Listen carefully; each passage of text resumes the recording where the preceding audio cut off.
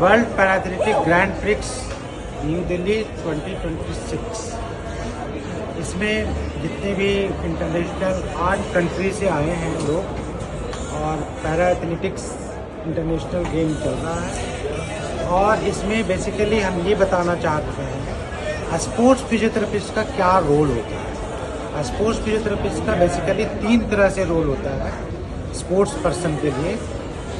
Number 1, या तो किसी टीम के साथ वो अटैच होकर काम करेगा तो उसको टीम फिजियोथेरेपिस्ट बोलते हैं। जैसे मान लिया कोई टेबल टेनिस के प्लेयर के साथ है, कोई हॉकी टीम के साथ है, कोई बैडमिंटन टीम के साथ है, तो उसको पर्टिकुलर उस गेम का फिजियोथेरेपिस्ट काम कर सकता है और उसके जहाँ जहाँ टीम जाएगी वहाँ उस साथ में जाएगा और उसके साथ खेलने उनका रिहैबिलिटेशन इंजरी प्रिवेंशन में मदद करेगा। दूसरे तरह का जो फिजियोथेरेपिस्ट का रोल होता है स्पोर्ट्स फिजियोथेरेपिस्ट का, वो बेसिकली स्पोर्ट्स इंजरी या rehabilitation injury centres, sports rehabilitation centre, जैसे नई दिल्ली में एक है सफदरजंग का स्पोर्ट्स इंजरी सेंटर।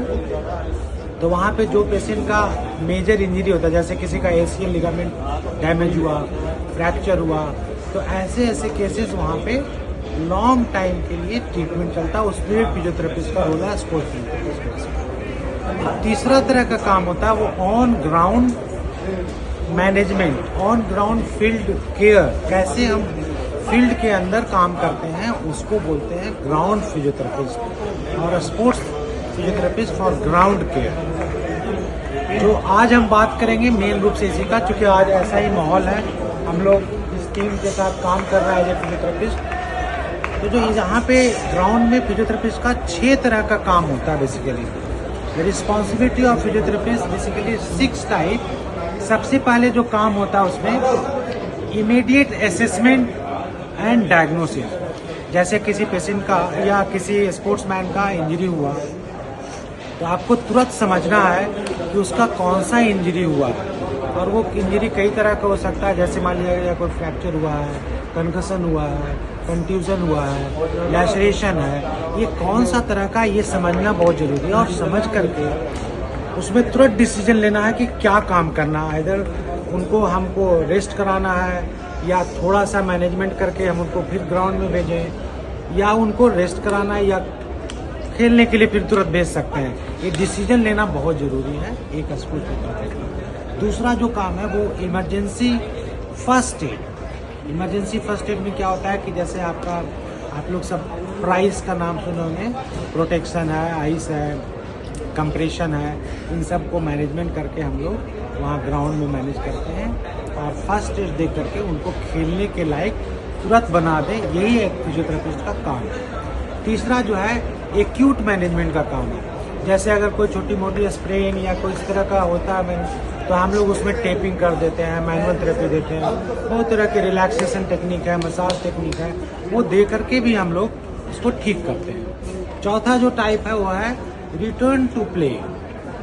जैसे प्लेयर को इंजरी हुआ तो फिर दोबारा क्यों खेलने के लिए भेजें, कितना खेलने के लायक है, ऐसा गेम में खेलने के लिए हम भेज सकते हैं जिससे कि कोई फर्दर और डिटोरिएशन नहीं हो।